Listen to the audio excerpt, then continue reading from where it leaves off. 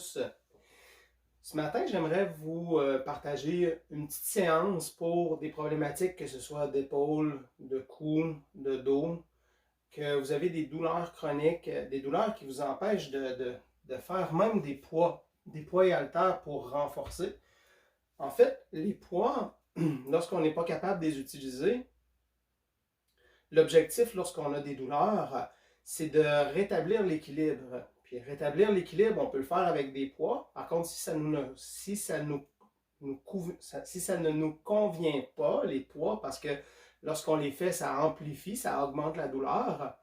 Pour l'instant, on les met de côté parce qu'on peut très bien renforcer, mais le meilleur terme, c'est travailler les petits muscles les plus importants qu'on n'a pas accès. Lorsqu'on parle de muscles stabilisateurs, on est dans l'équilibre. Et les muscles stabilisateurs, c'est des muscles profonds. Je vais vous laisser des images pour vous montrer un peu en quoi consistent les muscles profonds, qui sont les muscles stabilisateurs. Si je regarde mon bras et que je contracte le muscle du biceps, ben, les muscles stabilisateurs, c'est tous les autres petits muscles qui sont plus courts, qui vont permettre d'empêcher mon avant-bras d'aller dans différentes directions.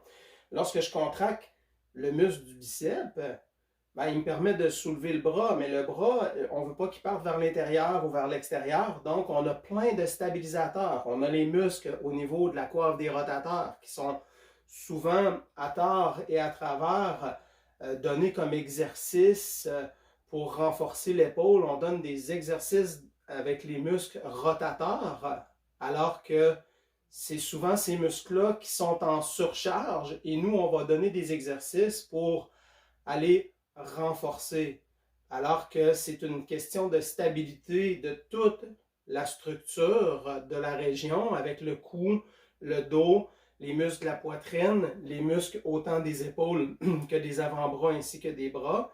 Lorsque tout ça est en équilibre, je dis équilibre pour ne pas donner trop de définition là, puis de partir sur encore des vidéos que j'ai tendance à faire pendant des heures.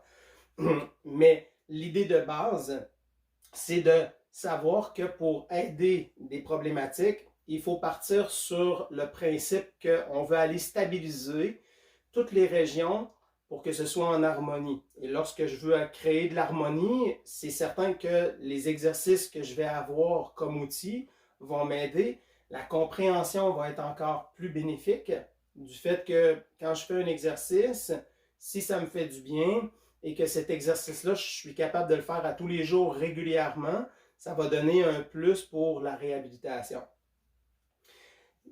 Lorsqu'on parle d'exercice, si je vous fais faire un mouvement avec les bras en position assise pour les épaules, si je fais un exercice comme ça ici, et si je fais l'exercice debout comme ça ici, au point de vue de l'anatomie et de la physiologie du corps dans sa réaction lorsqu'on fait l'exercice, c'est pas la même chose.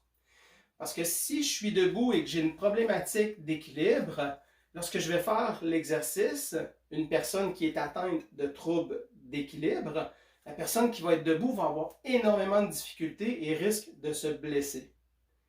Si cette personne-là le fait assis, on vient de diminuer la surcharge causée par une position qui est différente. En position assise, j'ai plus la perte d'équilibre parce que je suis stabilisé sur une chaise. Je vais faire l'exercice avec plus de facilité. C'est une variante. Et le même exercice, je peux le faire couché sur le dos avec les mouvements au sol et je peux le faire à plat ventre en élevant les épaules, en élevant les bras vers le haut. On est toujours dans un contexte d'exercice d'épaule, mais lorsqu'on est dans différentes positions, on va aller solliciter différemment les groupes de muscles associés qui travaillent avec l'épaule. Parce que lorsque je soulève mes bras, c'est le trapèze qui travaille, le muscle du trapèze, la partie supérieure et moyenne. Ensuite, j'ai aussi mon triceps qui va travailler pour créer un mouvement. Ceux qui ont des douleurs au triceps et qui soulèvent les épaules, ils vont le sentir, donc le triceps est sollicité. J'ai tous les muscles qui sont en lien avec le dos. On parle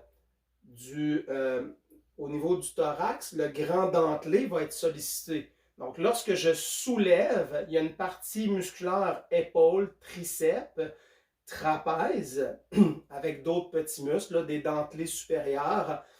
Et lorsque je redescends, le corps doit modérer et retenir le mouvement. Donc là, on va avoir une sollicitation des muscles du grand dorsal. On va avoir une sollicitation du grand dentelé. Et si ces muscles-là sont en déséquilibre ou s'ils sont plus faibles ou plus forts, il va y avoir une surcharge ou un manque de charge au muscle qui a perdu sa force. C'est pour ça que les exercices sont super bénéfiques dans différentes positions pour aller solliciter les gammes, les groupes musculaires qui vont permettre d'équilibrer les parties qui font qu'on peut avoir de la douleur. Et lorsqu'on parle d'exercice, en kinésiologie, lorsqu'on parle de l'étude du mouvement humain, d'où la kinésiologie, les spécialistes au niveau du sport qui ont une formation là, à l'université en kinésiologie, on doit savoir que notre corps a 3 plans. J'ai un plan qui, lorsque je place la feuille comme ça ici, ça coupe mon corps gauche et droite. Ça permet d'avoir un plan qui est considéré comme sagittal. Si je place ma feuille comme ça ici et que je coupe mon corps pour avoir une partie en haut puis en bas, je vais avoir un plan qui est transversal. Et si je place la feuille comme ça ici de face et que je coupe mon corps pour avoir une portion avant et une portion arrière, je suis dans un plan frontal. Ces plans-là sont importants au niveau de l'entraînement parce que ces 3 plans peuvent faire qu'un exercice pour un muscle de l'épaule va être utilisé avec différentes variantes pour avoir le plan frontal, qui serait le mouvement comme ça ici, c'est un plan frontal. Je coupe mon corps en 2, avant et arrière, et je fais un mouvement. Comme ça ici, c'est un plan frontal. Maintenant, si je coupe mon corps gauche et droite, le mouvement que je vais faire, toujours pour le muscle de l'épaule, est différent. Par contre, il est considéré comme un exercice dans le plan sagittal. Et si je coupe mon corps transversalement, couper mon corps en 2, une partie en haut et en bas, le mouvement que je vais faire, comme ça ici, toujours en lien avec l'épaule, va permettre de faire l'exercice dans le plan transversal. Donc, en résumé, plan frontal, je fais l'exercice d'épaule comme ça ici. Plan sagittal, je fais l'exercice comme ça ici. Et plan transversal, je fais l'exercice comme ça ici. Et j'ai fait 3 plans, 3 exercices qui fait le mouvement avec le bras, mais qui va avoir un impact différent sur les fibres musculaires et qui va solliciter bien sûr d'autres muscles différemment associés à l'objectif de faire le muscle de l'épaule. Il y a plusieurs muscles qui sont associés comme j'ai spécifié tout à l'heure. Donc, les mouvements peuvent être variés. Je peux autant avoir les bras complètement en extension, je peux avoir les bras en flexion et faire le mouvement. Par contre, si je vais aller vers l'avant, je peux avoir les bras en extension complète, mais je peux avoir une légère flexion dans mon mouvement pour éviter les surcharges au niveau de l'ossature pour les personnes qui ont des douleurs au coude, mais aussi pour éviter d'avoir toute la charge, parce que n'oubliez pas que plus j'éloigne mes membres, c'est un principe de bras de levier. Plus mon bras de levier est long, si j'ai un poids qui est plus loin, la charge qui va être imposée ici au niveau de l'articulation va être plus élevée. Si je diminue l'extension, si je la diminue légèrement en faisant le mouvement, vous allez voir plus on charge, plus on va avoir une légère flexion pour éviter que la charge soit trop élevée au niveau de la ceinture, là, avec la ceinture scapulaire lorsqu'on parle de la clavicule ainsi que l'omoplate.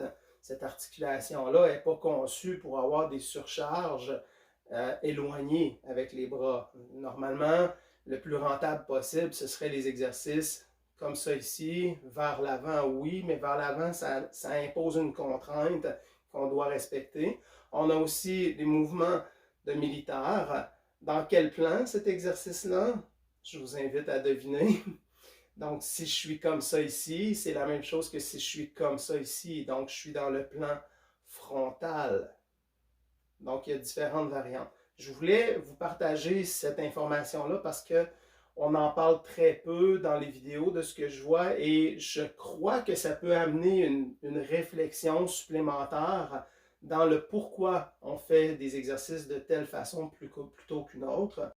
Tenez compte de l'information que je vous dis si vous êtes debout pour faire un exercice et l'objectif c'est toujours d'isoler le plus possible la région. Si je m'assois, ben, le mouvement va être beaucoup plus isolé si je suis assis. Par contre, c'est bien de faire les deux.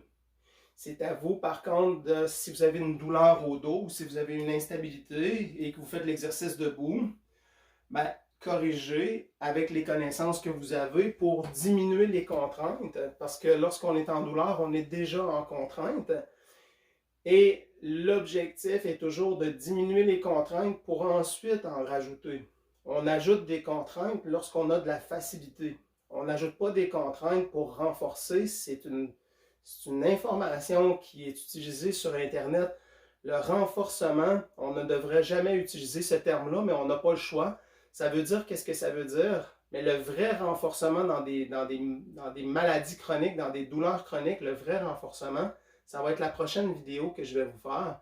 On parle de stabilité, on parle de travailler le système postural dans ces muscles intrinsèques qu'on appelle, dans les muscles qui sont vraiment proches de l'ossature et qui sont profonds et que ces muscles-là sont garants de la posture et de la stabilité du corps. On a une façon de le faire, il y a plusieurs façons de faire et je vais vous faire une petite séance d'exercice que je vais faire pour moi et en même temps, vous allez pouvoir vivre l'expérience là avec moi. Donc, je vous invite à aller voir les prochaines vidéos et je vous souhaite une belle journée.